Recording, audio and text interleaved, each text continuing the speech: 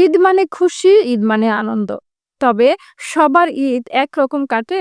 গাজীপুর সহ দেশের বিভিন্ন প্রান্তে রিকশা চালকদের ঈদ যেন এক ভিন্ন বাস্তবতার গল্প। যাত্রীদের হাসি মুখে গন্তব্যে পৌঁছে দেওয়া এই মানুষগুলোর ঈদ কেমন কাটছে, তাই জানবো আজকের এই প্রতিবেদনে। গাজীপুরের শ্রীপুরের মাওনা চৌরাস্তা এলাকায় ঘুরে কয়েকজন রিকশা চালকের সাথে কথা বলে জানা গেছে, পরিবারের সদস্যদের মুখে হাসি ফোটাতে কেউ কেউ নিজের জন্য ঈদের জামা ক্রয় করেননি।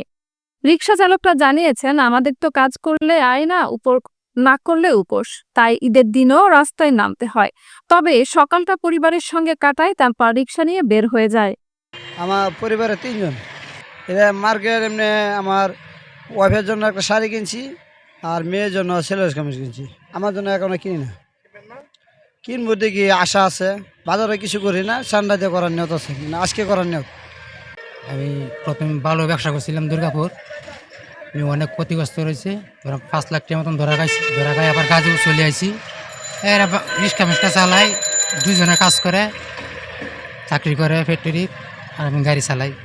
আজ খুব কষ্টেতে আছি, বিরাট কষ্টেতে আছি। মানে পরিস্থিতি একটা বেশি ভালো না, এই সুখে দুঃখে দিন দেখেছে এই অবস্থা। পরিবার আছে 6 জন, কেনাকাটা এখনো করি নাই, ঈদের বাজার করি নাই। আজকে যা কয় টাকা কামায়ও তা করবো আর পেশা মানে গার্মেন্টস করে, বুঝছেন? এখন মানে বন্ধ তো, এখন বইয়ে থেকে এখন লাভ নাই। 11 দিনে ছুটি পাইছি তো, এখন গাড়ি লিয়ে বাইরে আছি। হ্যাঁ, গ্যারেজে অটো নাই দেখে এখন পায়ে রিক্সা লিয়ে বাইরে আছি। মার্কেট করছি, আমার ছেলে লেগে করছি, আমার বউ লেগে করছি, তারপর আমাদের লেগে করছি। আমার পরিবারের সদস্য হয়েছে 3 জন। ঈদের বাজেট 5-6 হাজার টাকা। কষ্ট হইলে কি আর করা লাগবো, কিছু সুখের লেগে তো কষ্ট করা লাগবে। আমার 2 ছেলে, এক পিচ্ছির বাজার করতে হয়েছে, আর পিচ্ছির মার্কেট করতে হয় নাই।